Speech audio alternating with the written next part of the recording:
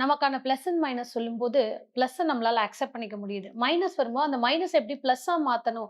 அப்படிங்கிற அந்த ஒரு எண்ணத்துல தான் பரிகாரம் அப்படிங்கிற ஒரு முறைய வந்து ஆன்மீகத்தோட கனெக்ட் பண்றாங்க. ஸோ மக்கள் வந்து ஓகே ஜோதிடம் ஜோதிடம் பார்த்தாலே அடுத்தது எனக்கான பரிகாரம் வரும். நான் ஆன்மீகத்தோட கனெக்ட் ஆவேன். நான் கோயிலுக்கு போவேன். அப்பதான் எனக்கான ரெமெடி கிடைக்கும். இப்படிங்கிறது தான் இன்னைக்கு மக்களோட மனசுல இருக்கிற ஒரு விஷயம். ஸோ இது உண்மைதான். இது இப்படி இருக்கும்போது இந்த கனெக்டிவிட்டி பண்றதுனால இதுக்கான பிளஸ் பாயிண்ட் பாசிட்டிவிட்டிங்கிறது நடக்கும். இதுதான் உங்களுடைய பெர்செப்ஷன். ஆமாங்க. இப்போ அஸ்ட்ராலஜி வந்து பார்த்தீங்கன்னா, ஜோதிடம் அப்படிங்கிறது முழுக்க முழுக்க ஹிந்துயிசம் சார்ந்த விஷயங்க. ரைட்டுங்களா? மத்த ரிலிஜியன்ல இத இத பத்தி விஷயங்கள் எதுவுமே சொல்லப்படல, பேசப்படல.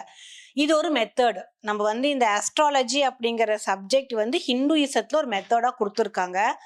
நம்ம வந்து பழைய கால இந்த மித்துலயும் நம்ம என்ன சொல்றோம் அப்படின்னா, இந்து மதம் தான் உங்களுக்கு ஜோதிடத்த வளர்த்திருக்கு அப்படிங்கிற மாரி நம்ம விஷயங்கள் சொல்றோம். ரைட்டுங்களா?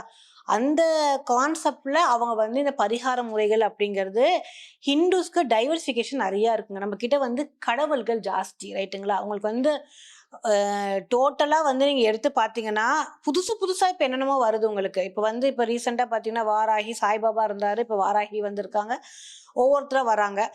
இது எல்லாமே ட்ரெண்டிங் அப்படிங்கிறத நம்ம சொல்லலாம். இதெல்லாம் மீடியா ப்ரொஜெக்ஷனுக்காக செய்யக்கூடிய விஷயங்கள். அப்ப என்னன்னா, இந்த மாரி ஒரு கடவுளே இல்லன்னா அவதாரங்கள் இருந்தது.